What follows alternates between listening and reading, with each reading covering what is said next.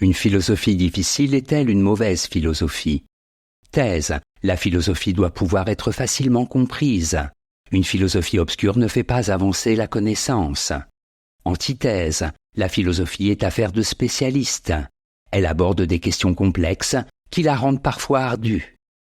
Thèse. Une philosophie difficile est une mauvaise philosophie.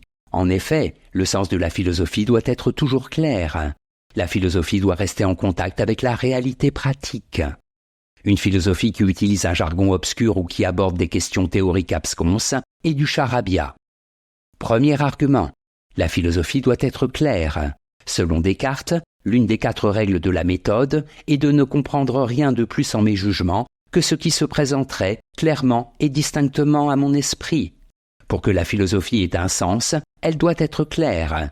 C'est là une manière de lutter contre les spéculations abstraites et les doctrines échafaudées sur du vide, comme celle des scolastiques, dont Descartes veut se démarquer. Deuxième argument, la philosophie doit être logique.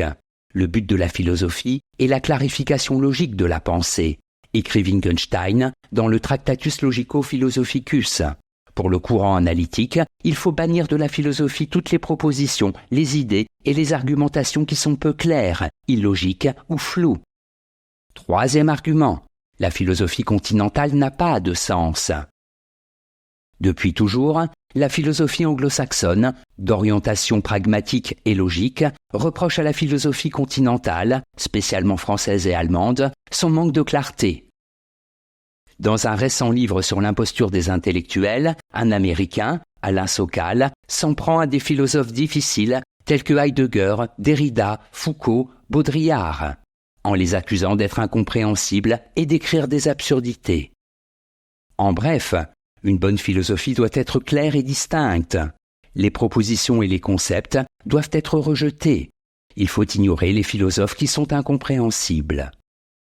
Antithèse. Une philosophie difficile n'est pas une mauvaise philosophie.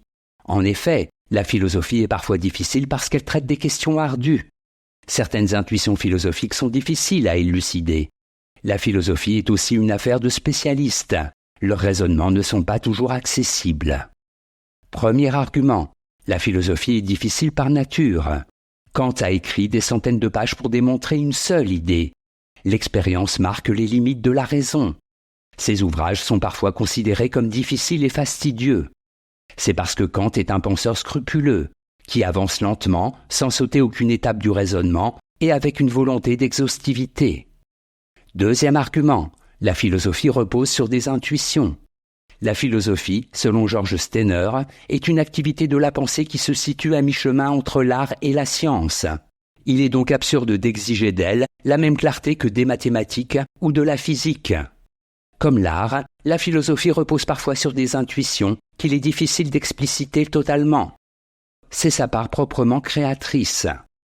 Troisième argument, la philosophie peut être technique. La philosophie est parfois difficile parce qu'elle est aussi une affaire de spécialistes et qu'elle prend parfois un tour technique. Toute discipline un peu élaborée comporte d'ailleurs son langage technique qui n'est jargon que pour les non-initiés.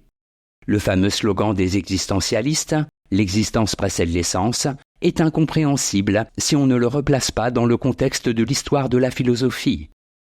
En bref, la philosophie est parfois difficile parce qu'elle est technique et que le réel est complexe.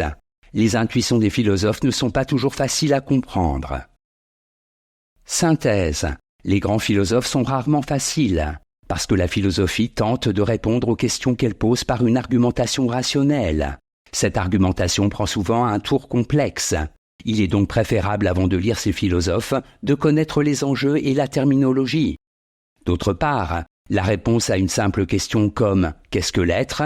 peut susciter des volumes entiers. Peut-être parce que, comme le dit Aristote, la raison d'être de la philosophie, c'est l'exercice de la pensée.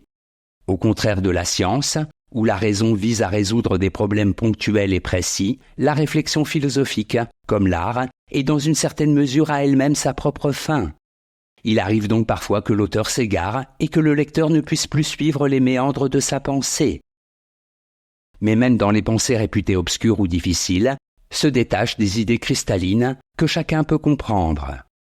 Notes et commentaires. Abscon, du latin absconsus, caché, difficile à comprendre.